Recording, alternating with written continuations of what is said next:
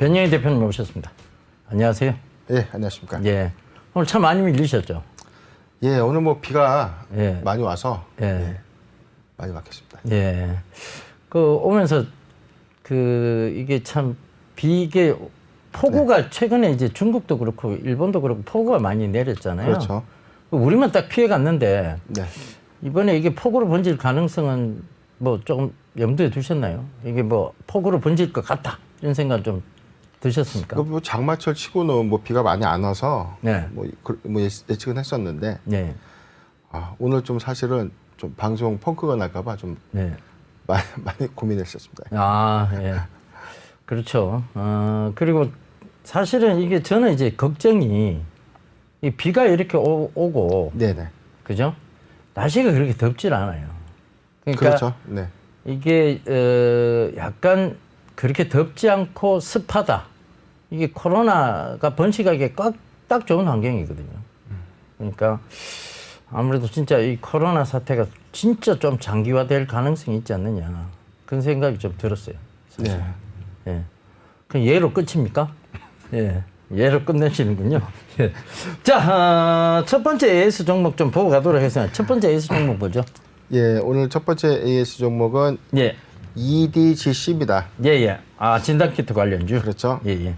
저희가 그 EDGC 잠시만 제가 지난 시간에 저희가 여러 차례 좀 리뷰를 좀 드렸었죠. 예. EDGC 좀 발음도 어렵습니다. 예. 그 지난 잠깐 지금 공식 좀 볼게요. 예. 죄송합니다. EDGC는 네네. 오늘 10% 가까이 되는 상승이 나오고 있어요. 그렇죠. 예. 10% 이게 사실 뭐 별다른 이슈는 없었습니다. 예. 저희가 7월 1일 날 이 회사가 만기 전 사채 취득을 했고 예. 이후에 재매각을 했습니다. 예. 그러니까 주당 5,300원 정도 되는 전환 사채를 흥국생명에 65억 정도. 그러니까 주당 한 사채 권면 총액이 50억 정도 되는 50억 되는 부분을 약 64억 3천. 예. 그러니까 콜 프리미엄을 받고 매각을 했다. 그렇죠. 그래서 저희가 의아했죠. 예. 회사에서 이 부분은 콜옵션 행사로 보여지는데 왜 5,300원 정도 되는 주당 거의 한 2배 이상 실질 차익을 볼 수 있는 이 가격을 왜 제3자한테 매각을 했느냐. 그렇죠. 그래서 저희가 뭐 이게 최대 주주가 어떤 뭐 이해관계가 있지 않을까 뭐 그런 우리가 좀 약간 의심도 좀 했었고.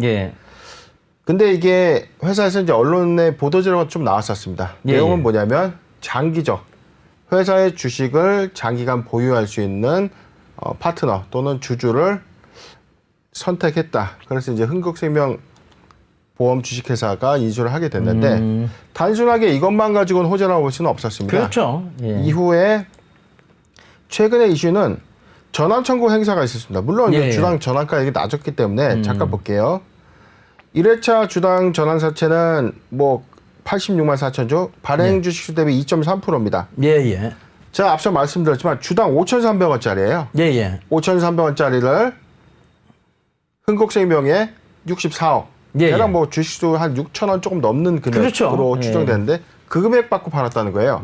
그럼에도 불구하고 의심을 사그러지지 않는 거죠. 왜냐하면 언제든지 이건 약정되어 있는 게 아니라 언제든 시장에 출현할 수 있는 물량이다. 그럼에도 계속 주가가 상승한다. 그러니까 앵커님께서도 잘 아시겠지만 우리가 전환 청구권 행사가 악재로만 인식이 될까요? 그렇진 않죠.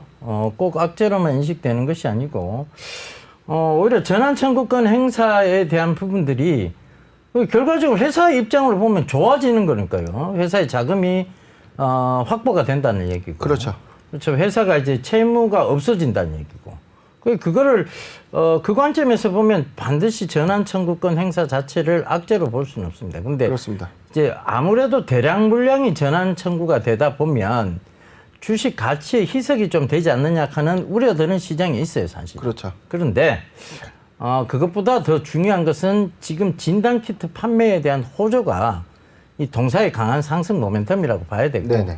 최근에 뭐 시젠이 지금 거의 18만 원을 찍지 않았습니까? 그죠? 시젠이 18만 원을 찍었다. 이것은 실제로 시젠 쪽하고 통화를 해보면 지금 정신없이 바쁘대요. 그 수많은 알바를 고용해야 될 만큼. 맞습니다. 그 정도로 지금 진단키트 판매 호조에 대한 부분들이 나오고 있는데 그것은 결국은 실적으로 이어지는 거고 그 어닝 서프라이즈 그럼 여기서 야 그래 이까지가 이제 끝이야 이거면 모르겠는데 아니죠. 지금 하반기 들어와서 2차 팬데믹에 대한 공포 때문에 이제 진단키트를 미리 확보해 두고자 하는 국가들이 많아진 거죠. 그렇습니다. 예전에 그 유튜브 하시는 어떤 분이 진단키트 이제 끝났다. 진단키트 이제 똥값 될 거고 뭐 별의별 소리 다 하시더라고요. 참 그런 분들은 뭐 얘기해놓고 틀리면 말고식의 어떤 그런 얘기는. 그렇죠. 근데 그런 거 보면서 참 여러분 유튜브를 그렇게 많이 시청하신 이유를 저는 더더욱 이해를 못하겠더라고요. 그거 진짜 아니면 말고식의 얘기예요. 예. 검증도 안 됐고 뭐 이 얘기에 대해서 명확하게 회사하고 통화를 해봤다느니 그다음에 뭐 국제 진단키트 시장의 가격을 조사해봤다니 아니면 뭐 근거가 되는 뭐 기사라도 들고 나와서 얘기하는 게 아니고 자기 생각만 주구장창 얘기하는 거예요. 이게 전문성이 없는 자가 그렇죠. 뭐 방송 매체에 어떤 제한이 없이 막 떠들지만 그게 이제 투자자들에게 오판 잘못된 투자를 하게끔 유도하는 거거든요. 제가 그 질문을 되게 많이 받았다니까요. 제가 왜냐하면 뭐 진단키트 다시 갑니다. 이런 얘기를 굉장히 많이 했었는데 진단키트 갈 수밖에 없잖아요. 이런 얘기를 방송에서 제가 많이 했어요. 사실. 그렇죠. 그 실적에 대한 부분을 말씀드리고 그다음에 향후 기대감도 말씀드리고 이제 그런 얘기를 많이 했는데 진단키트 이제 끝났다던데요. 이런 얘기를 되게 많이 들었어요. 사실 저도 이제 바이오 회사에서 근무를 해본 경험상에서는 사실 코로나가 이렇게 오래 갈 거라고 예상은 사실 못했습니다. 저는 한 여름 정도면 어느 정도 치료제, 왜냐하면 우리가 메르스 사태 때 보시면 알겠지만 많은 확산은 없었거든요. 그렇죠. 물론 백신이나 치료제도 명확하게는 없었습니다. 그렇지만 뭐 통제는 가능했고 정보는 또 가능했었어요. 근데 이 코로나는 이 너무 걷잡을 수가 없는 거죠. 그렇죠. 그래서 저는 그래서 이제 예측을 12월 정도면 혈장 치료제도 나오고 뭐 지금 렘데시비르도 시판돼서 지금 뭐 투약이 되고 있지 않습니까? 그래서 이제 조금 많이 이어지지 않을까라고 했는데 저는 이제 생각을 좀 바꿨습니다. 어떻게 바뀌었냐면 비축의 관점이다. 지난 시간에 저희 한번 말씀드렸죠. 이제는 코로나가 끝난다고 하더라도 이 진단키트나 이제 시약 부분은 계속해서 이 수주가 늘어날 것이다. 그렇죠. 이제 어떤 변종 바이러스를 또 대비하는 차원에서도. 저는 아주 긍정적으로 보고 있습니다. 특히 이제 이게 뭐 좀 신속 진단 키트, 우리가 흔히 이제 레피드 진단 키트라고 해서 이런 것들이 나오면 더욱더 조금 K 바이오를 좀 알릴 수 있는 계기가 되지 않을까 그런 생각이 좀 듭니다. 자, 첫 번째 AS 종목 EDGC. 발음도 어렵습니다. 그죠? EDGC 지금 너무나 잘 가고 있죠. 진단키트의 호재 때문에 그 부분 참고해 보시고요. 저는 진단키트를 지금 또 따라가는 거는 EDGC나 뭐 시젠이나 이런 걸 지금 따라가는 건 좀 무리 있다고 봐요. 차라리 앞으로 더 진단키트 쪽에서 더욱더 성장성이 높아질 것으로 예상되는 회사들, DNA 링크나 그렇죠. 이런 회사들을 오히려 보는 게 맞지 않느냐. 후발주자인데 부각이 되지 않은 종목들, 이런 회사들이 실적이 이제 나올 때가 됐거든요. 이런 부분들에 관심도 좀 필요해 보이고 EDGC 같은 경우는 지금 미상환, 그러니까 요번에 전환 청구됐던 금액이 46억 5천 정도 이제 청구가 됐고 흥국생명에서 50억 정도 전환사채를 갖고 있죠. 그럼 대충 이제 빼보면 100억이 채 못 미치는데 그래도 미상환, 그러니까 미상환 사채 잔액은 100억 정도 남아 있다는 점. 이 100억이 언제든지 시장에 전환 청구가 된다면 반드시 주가의 희석 가치는 불가피하다. 이런 부분 염두에서 시장에 더 풀린다 그러면 그럴 수밖에 없죠. 참고를 해서 이제 대응해야 되지 않나 이렇게 저는 좀 봅니다. 두 번째 AS 종목은 제가 좀 얘기 드려야 될 것 같아요. 제가 또 말씀드렸던 종목이고 GNC 에너지입니다. 이 GNC 에너지는 지금 한국형 그린 뉴딜과 더불어서 올라오고 있다고 설명을 드렸었고 그 이후에 또 AS도 한번 해드렸었죠. 오늘도 사실 10% 이상의 급등세가 나왔다가 지금은 상승폭을 좀 반납한 모습인데요. 자, 이것은 이미 자 이렇게 보셔야 돼요. 이건 이제 변영희 대표님 의견을 제가 물어보지 않고 가겠습니다. 이거는 이미 많이 올랐어요, 최근에. 네. 그린 뉴딜에 대한 기대감으로. 그죠? 근데 자, 그린 뉴딜, 그 전에 오른 게 없다면 그린 뉴딜에 대한 발표가 있으면 올라오겠죠. 그런데 이미 많이 올랐어요. 그리고 그린 뉴딜에 대한 발표가 딱 나왔어요. 그럼 뭐가 됐냐? 재료 소멸인 거예요. 그래서 이건 이제 그린 뉴딜 이제 곧 정책 발표가 있을 예정이니 일단은 피하시고 보는 게 맞습니다. 재료 소멸이 되는 순간 뭐 이런 개별 종목군들 급락 나오는 건 어쩔 수 없거든요. 그걸 막기 싫으시다면 현금 확보를 해두시거나 안 그러면 지금부터는 이 그린 뉴딜과 관련된 종목은 조금 피하고 또 보시는 게 맞다. 네네. 이렇게 좀 간단하게 정리를 좀 해드릴게요. 예, 알겠습니다. 자, 이제 오늘 이제 새로운 종목들 말씀드려야 될 것 같은데. 네. 자, 첫 번째 종목, 어떤 종목입니까?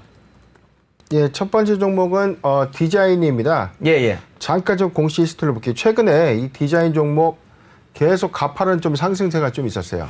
예, 예. 단계에 조금 많은 상승 흐름이 있었는데 저희가 지난 시간에 한번 다뤄드릴까 했다가 좀 시간 관계상 좀 다뤄드리지 못했는데 그래서 제가 아까 앵커님께 물어봤던 점 하나가 예, 예. 자, 전환 청구권 행사가 과연 호재인가 악재인가 예, 예. 이 관점에 대해서 한 번 더 이야기를 하고 싶은데요. 예, 예. 잠깐 공시 히스토리를 좀 볼게요.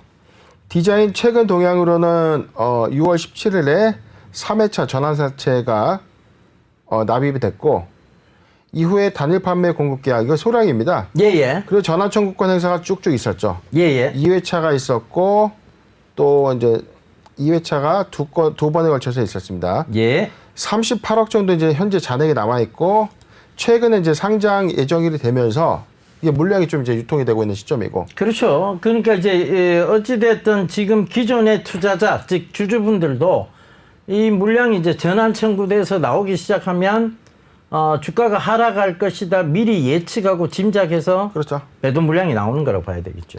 근데 사실 저는 이 종목을 어떻게 예측했냐면 예, 예. 디자인은 좀 달랐다. 예, 예. 왜냐면은 유통 주식 수가 작습니다. 예, 예, 맞습니다. 첫 번째 유통 주식 수가 작고 최대 주주의 보유 물량이 많기 때문에 그만큼 실유통되는 주식 수가 좀 작고 이 상황에서 전환 청구가 된다는 거는 악재라기보다는 전환 청구를 유도하기 위해서 주가의 부양이 좀 있을 것이다. 저는 그렇게 예측을 했었거든요. 예. 그리고 나서 최근에 회사 이제 지난주 금요일에 공시 정정된 내용들이 있었으면 잠깐 좀 볼게요. 6월 19일에 이 회사가 예, 예. 유형자산 양수 결정을 했습니다. 예. 유형자산이라는 건 다시 한번 말씀드리지만 형태가 있는 자산입니다. 토지, 건물도 해당이 되지만 기계장치, 비품, 뭐 선박, 그러니까 형태가 있는 그 모든 회사의 자산을 유형의 자산이라 해서 유형자산이라고 하는데 예, 예. 마스크 제조 장비를 마스크 제조 장비를 예. 46억 2천만 원에 매입한다. 예, 예. 이 내용입니다. 그러니까 뭐 기존 사업 플러스 뭐 이제 신규 사업부를 외주 형태가 아닌 직접 사업을 한다. 이 관점이고 그러니까 46억 2천만 원에 자기 자산 대비 18% 20% 예, 예. 채 안 되는 금액을 투입해서 신사업하겠다 발표가 있었고 예, 예. 이게 뭐 최근까지 뭐 이 인수가 좀 늦어졌습니다. 예. 계약금은 6월 17일 날 냈는데 출고 이전에 뭐 현금 지급 중도금이 있었고 설비 검수 합격 및 현금 지급 7월 30일째 이렇게 예정이 되는데 뭐냐면 앞에 다시 넘어갈게요. 정정된 이유는 이 완료 일자가 이제 지연됐다. 그렇죠. 이건 악재가 아니라 예. 여기 내용이 나와 있습니다. 자, 13 기타 투자 판단과 관련한 중요사항. 설비 검수 합격 보고 후 즉시 현금 지급. 그러니까 설비 검수가 아직 안 됐다. 이게 뭐냐면 정확하게 사업은 뭐 잘하고 있다는 얘기입니다. 예. 우리가 이제 기계장치나 이런 것들을 이제 인수를 할 때 그렇죠. 테스트도 하고 시험 가동도 하거든요. 그렇죠. 그래야 뭐 이게 그러니까 그렇죠. 이제 검수는 해야 되는 거니까. 맞습니다. 그죠? 그건 당연한 그 절차죠. 절차에 따라서 잔금 일자가 늘어날 것뿐이지 이 마스크 사업 자체가 지연되고 있다라고 보기는 어렵다. 저는 그렇게 이제 분석이 되고. 그렇죠. 그러면 이제 이게 오늘의 어떤 조정 자체를 그렇죠. 기회로 보아야 된다라고 지금 말씀을 하시는 거잖아요. 저는 그렇게 봤습니다. 아직 예. 전환사채 물량이 좀 남아있는 점. 두 번째는 이 회사가 자금이 필요합니다. 1회차거든요. 1회차 걸쳐서 이제 지금 아까 말씀드렸듯이 이제 2회차 전환 사채가 이제 전환 청구되는 시점인데, 예. 이게 성장 동력, 자금 확보도 필요하기 때문에 저는 이 전환 청구권 행사가 악재라기보다는 이 전환 유도를 위해서 회사가 어떤 부양적인 어떤 내용들을 뭐 공개하지 않을까, 이렇게 저는 예측이 됩니다. 예. 저는 이 디자인 사실은 이제 작년에 저희가 한참 많이 저희가 논의됐던 종목이죠. 뭐 앵커님께서는 조금 뭐 잘 알고 계시죠? 이 예, 회사? 예. 뭐 사실 이제 자금 요청도 좀 있었고. 그렇죠. 그러니까 이제 시비를 추가적으로 좀 받았으면 한다는 그런 요청들도 그렇죠. 좀 있었고. 자금 조달에 대한 이슈가 예, 있었죠. 자금 조달을 좀 해달라는 요청이 이 동사에서부터 있었어요. 그러니까 네네. 그러니까 작년부터 이미 이제 이 회사의 어떤 주가 상승에 대한 부분들이 어느 정도는 우리가 예측해 볼 수 있는 상황이었어요. 사실은. 그렇죠. 그러니까 지금 상황이 어떻게든 지금 새로운 신규 사업에 대한 부분들이 조금 담보되어져 가고 있는 회사고, 그다음에 지금 특히 공기청정기 이런 거 소형 가전도 또 만들고 있잖아요. 그렇죠. 그러니까 여러 가지를 다양하게 하고 있는데, 특히 그런 관점에서 보면 성장성은 계속 좀 이어가지 않겠느냐, 그런 이제 회사였습니다. 근데 지금 최근에 좀 많이 올라왔고, 오늘은 이제 조정이 들어오고 있는데, 오늘 조정은 변영희 대표님 말씀대로, 그러니까 그냥 악재로 인식할 뿐이지, 실제 악재는 아닌, 그 검수라는 절차 과정이 필요한 건데, 그걸 개인 투자자분들은 대금 지급을 미루고 있다라고만 판단을 하시는 그렇죠. 것 같아요. 그렇죠. 자, 말씀드리는 것은 디자인은 지금 성장성이 굉장히 좀 부각이 되고 있다. 그런 관점에서 오늘 하락은 어떻게 보면 매수 기회로 볼 수 있겠다. 이렇게 딱 정리해 드리고 마감하도록 하겠습니다.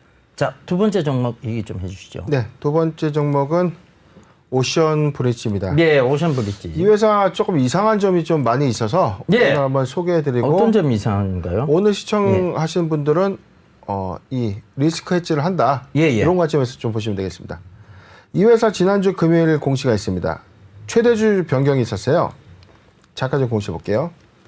자, 기존 최대주주인 이경주 외 3인이 보유하고 있던 358만 주를 펜아시아 반도체 유한회사에 매각을 했습니다. 예예. 여기는 뭐 완료가 됐기 때문에 최대주 변경 공시가 뜬 거예요. 예예. 자, 이제 지분율은 여기서 이제 볼 거는 이제 다른 부분들보다 이 부분입니다. 1번 변경 내용 부분에 358만 주를 인수했다. 근데 이제 인수자금의 조달 방법이라는 게 나오죠. 예예. 자, 차입처, 우리은행, 우리종합금융. 뭐 앵커님 보시기에 어떠죠? 그렇죠. 저런 경우는 거의 이제 인수금융을 불러서, 그렇죠. 예, 인수금융을 불러서 차입을 해서 인수했다. 이렇게 그렇죠. 보여지죠. 예. 우리가 흔히 뭐 LBO라고 불리우는 차입 인수입니다. 그렇죠. 이런 구도를 가지고 LBO 방식의 인수다, 이렇게 우리가 얘기하고 있는데 역시나입니다. 자, 7월 같은 날짜 또 공시 들었어요. 예예. 최대주주 변경을 수반하는 주식담보 제공 계약 체결. 예. 뭐 동일한 겁니다. 그렇죠. 주식 담보를 예. 제공했다는 것은 경영권 인수자금 그렇죠. 중에 130억 원을 금융을 그렇죠. 예, 금융 빌려서 인수를 했다는 얘기죠. 예. 그런데 뭐 이 주식이 오션브리지 주식이에요. 예, 예. 그 최대주주의 소유 주식을 담보로 이 자금을 융통했다. 사실 이제 저는 이런 어떤 구도는 조금 장기적으로 봤을 때나 단기적으로 봤을 때도 이게 투자자들한테는 매우 악재죠. 안 좋은 사례거든요. 예, 악재고, 그 다음에 이게 사실은 이걸 이제 M&A가 부당하다는 거 아닙니까? 부당하다는 거 아니에요. 그렇죠. 그것도 M&A가 불법이라는 것도 아닙니다. 그렇습니다. 근데 M&A를 하는 과정에서 이제 인수금융을 불러서 이렇게 인수를 하게 된 경우, 이게 이제 아무래도 인수금융을 불러서, 즉 빚을 내서 인수를 하다 보니 담보를 제공해야 되고, 그렇죠. 그 담보 제공에 대한 부분들이 담보 가치가 상승하려면 결국은 주가가 올라야 되는 거죠. 그렇죠. 최근에 이게 강한 주가 상승의 요인이 조금 불분명했다는 거죠. 그렇죠. 뭐 예. 매각에 대한 기대감 하나였습니다. 예, 그 기대감 하나로 올라왔는데 매각이 되면서 매각에 대한 자금들이 우리가 흔히 말하는 그렇죠. 캐시로 이루어진 게 아니고 예, 금융을 불러서 그렇죠. 인수 금융을 그렇죠. 빚으로 이제 인수를 하게 됩니다. 맞습니다. 그러다 보면 이게 주가 하락이 이루어지면요. 사실 뭐 반대 매매가 나올 가능성도 높아지는 가차 거고. 없죠. 예, 가차 없죠. 그리고 지금 고점이다 보니까 더더욱 그 이제 금융을 차입했던 쪽은 민감하고 예리하게 볼 것이고. 그렇습니다. 그 관점에서 보면 지금 여기에 투자를 한다는 것은 굉장히 위험천만한 일이다. 그래도 제가 조금 다르게 보인 포인트 중에 하나는 예. 개별담보 제공 계약에 관한 사항 중에서 예. 채권자는 우리은행이에요. 예. 그나마 그렇죠. 그렇죠. 그 부분은 좀 다행이네요. 우리가 금융기관에서 주담이라고 하는 주식담보대출을 거의 해주지 않습니다. 예. 그렇다는 거는 이 최대주주, 이 채무자, 펜아시아반도체 소재 유한회사 자체는 우량하다. 예. 이렇게 이제 보는 관점도 있습니다. 예. 근데 제가 이런 거를 왜 이제 설명드리는 이제 취지가 뭐냐면 우리가 최대주주 변경을 통해서 LBO, 즉 인수금융을 통해서 차입 인수되는 회사들이 대부분이 어렵게 인수를 끝내고 나서 횡령배임이 일어나거나 주식 반대 매매를 통해서 이제 주가가 이제 급락하는 그렇죠. 많은 이제 손실을 초래하는 경우가 대부분입니다, 사실. 특히 이제 채권자가 예. 뭐 신원 불상의 어떤 개인이라든가 예. 뭐 불분명한 뭐 기타 법인일 경우에 그렇죠. 그런 확률이 좀 더더욱 높다. 또 피해야 됩니다, 사실. 그래서 이제 이런 공식 케이스에서는 그런 어떤 채권자 유형을 정확하게 보고 피해서 투자 대응하는 것이 좋겠다. 저는 이렇게 정리가 됩니다. 예, 알겠습니다.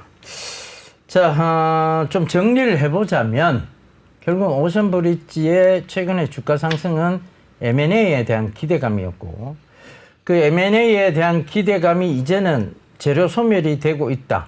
그런데 그 재료 소멸 중에서도 악재라고 보여지는 것은 즉 인수금융을 불러서 잔금을 맞추었다는 부분과 자, 그 인수금융에 대한 부분들은 결국은 주가가 하락 시에는 반대 매매가 나올 수 있는 즉 리스크가 또 더 하나 덧붙여졌다. 그렇죠. 이렇게 본다면 지금 구간에서 굳이 매수 전략을 펼치거나 들고 계신 분도 지금은 매도 전략을 펼쳐야 될 시기라는 거. 그걸로 딱 정리를 해드리겠습니다. 자, 마지막 종목이 아니군요. 자, 다음 종목 신라젠 보겠습니다. 뭐 거래 정지가 걸려 있긴 합니다. 근데 변영인 대표님하고 저도 이제 분석하고 판단을 해드렸다시피 저희는 거래 재개 쪽에 무게를 두고 있거든요. 그렇죠. 거래 재개가 될 거라고 보고 있습니다. 그러니까 그 부분 지금 지난주 금요일입니까? 개선 이행 계획서가 제출됐다. 네. 예, 이게 공시사항으로 나왔어요. 그죠? 자, 상장사에 근무하신 경험이 풍부하시니까 제가 한 가지만 여쭤볼게요. 네. 물론 개선 이행 계획서를 뭐 제출했다고 해서 다 모두 다 뭐 다시 상장이 적격하다. 상장 유지에 대한 부분들이 합당하다. 이런 판단을 받는 건 아니거든요. 그렇죠. 이 수년 동안 공시를 했던 입장에서 자, 이 신라젠의 어떤 이런 부분들. 네. 그러니까 이제 이런 부분들 좀 어떻게 보시는지 그리고 이 부분에 있어서도 명확히 진짜 다시 신라젠이 살아날 수 있다라고 보시는 건지 한 말씀 부탁드리겠습니다. 네, 뭐 신라젠은 제가 첫 방송에서 아마 종목 분석을 좀 해드렸고 이후에 어떤 그 언론의 뭐 여러 가지 이야기들로만 좀 계속 풍문이에요. 제가 정확하게 오늘 분석을 좀 해드릴게요. 지난 시간에 저희가 5월 10일이죠. 투자 판단 관련 주요 경영사항이 있었습니다. 대표이사가 이제 구속이 됐고 예. 이후에 그 실질 심사 대상 여부 결정을 위한 조사 기간을 연장했다. 여기까지가 이제 저희가 이제 정리했던 리뷰인데 6월 3일에 횡령 배임 공시가 떴습니다. 예. 발생 금액은 2,200억이에요. 배임 금액이. 근데 여기 상당히 내용은, 큰 금액입니다. 그렇죠. 사실. 예. 내용은 여기 있는 우리가 이제 얘기했던 건 이제 공소 제기 사실 확인이다. 그러니까 뭐냐면 남부지검에 있는 이 수사대에서 공소 제기 사실만 가지고 이게 명확하다라고 우리가 말씀드리지 않았습니다. 예. 그리고 이후에 쭉 내용이 있다가 최근에 6월 24일 횡령 배임 발생이 또 있습니다. 예. 여기서는 또 금액이 또 60억이에요. 현 대표이사가 배임 금액이 60억이다. 자기 자본의 10% 초과. 그럼 우리가 되게 혼란스럽거든요. 예. 2,200억은 또 뭐고 60억은 또 뭐냐. 자, 정확하게 말씀드리지만 아직 판결 결정된 건 아닙니다. 그렇죠. 우리가 어떤 횡령이나 배임 금액을 확정하는 건 이 법원의 판결과 결정, 이 금액을 통해서 이제 확정되는 이 효력이 이제 판결의 효력이 발생하는 시점에 이 회계에 이제 반영을 합니다. 그래서 이게 불법행위 미수금이라는 명목으로 회계에서 차감이 되고 이렇게 이제 되고 있는데 이 회사는 이것 때문에 상장 적격성 실질심사 사유 추가가 됐어요. 안내문서 잠깐 볼게요. 자, 5월 8일, 그 다음에 6월 3일 안내드린 바와 같이 횡령 배임 혐의 발생 사유로 실질심사 사유가 발생했다. 그리고 회사는 6월 24일 혐의 발생 사실 공시했다. 이건 인정했다라는 취지보다 검찰의 공소 제기만 가지고 이 거래소에서는 판단을 합니다. 이 두 건 가지고 현재 이제 거래가 정지되고 있는데 회사는 지난주 금요일입니다. 개선 계획서를 제출했어요. 이게 어떤 의미냐면 개선 계획서는 우리가 그동안 어떠한 부분을 잘못했는데 앞으로 이 부분을 어떻게 우리가 이제 수정하고 회사는 지금 대표이사 부재지 않습니까? 회사의 어떤 연구나 재무, 사업은 어떤 형태로 우리가 이제 끌고 나갈 것이다라는 개선 계획서를 거래소 이제 기업심사위원회에 제출합니다. 그러면 이제 기업심사위원회에서 개선 계획서를 이제 검토를 하겠죠. 검토를 해서 각 분야의 전문가들이 이제 검토를 합니다. 검토를 해서 이 개선 계획서대로라면 우리가 기회를 한번 줍시다. 그래서 한번 기회를 받는 게 개선 기간 부여입니다. 그렇죠.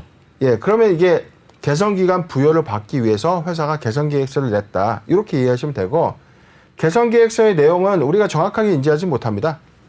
뭐 재무의 안정성, 그다음에 이제 사업의 안정성, 그다음에 이제 지배 구조의 안정성, 여러 가지 이제 이 포인트 사항들이 있는데 이런 것들을 회사가 상세하게 잘 제출을 했을 거라고 좀 믿고 아마 이 기업심사위원회에서도 면밀하게 검토를 통해서 개선 계획서, 개선 기간을 부여하지 않을까 저는 이렇게 보고 있거든요. 왜냐하면 경영진 개인의 어떤 그 위법 행위로 많은 투자자들의 피해를 야기시킬 수는 없습니다. 그렇죠. 그리고 명확하게 이 회사가 최근에 경영지배인을 선임했고 이게 뭐 삼성 바이오로직스 출신의 재경팀, 그 다음에 이제 다른 이제 바이오 회사의 임원을 이제 영입하면서 회사도 이제 변화를 괴하고 있다는 겁니다. 아마 전 경영진과의 연결고리를 분리시키고 과감하게 구조조정 통해서 내실 기반 잘 다져가지고 회사가 갖고 있는 파이프라인 통해서 뭐 시판 내지는 임상 잘하면 됩니다. 저는 그렇게 이제 생각이 들거든요. 알겠습니다. 그러니까 일단은 신라젠이 거래 재개될 것이라는 것에 대해서는 변동사항이 없어요. 그리고 이제 개선 계획서가 제출됐다는 것은 어찌되었건 자, 이 부분의 문제들을 해결하고 우리가 개선해서 앞으로 상장 유지와 그다음 개인 투자자분들의 이익을 위해서 적극 뛰겠다는 어떤 하나의 의지 표현이거든요. 그 관점에서 보면 상장 폐지보다는 어찌됐든 상장 유지 쪽에 대한 결정이 조금 더 높지 않나 그렇게 보여지고 물론 이제 상장 유지까지는 많은 시간이 필요할 거예요. 사실은. 그렇습니다.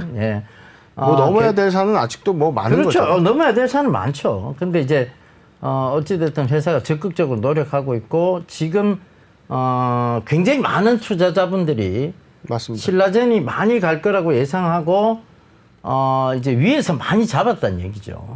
그러니까 뭐 15만 원대도 잡았고 13만 원대 잡았던 분들도 계시고 결과적으로 그 부분에 있어서만큼은 개인 투자자의 만약에 손실을 크게 가져왔다면 이 문한상 대표님도 끝까지 소송이 시달릴 거라고 보여지거든요.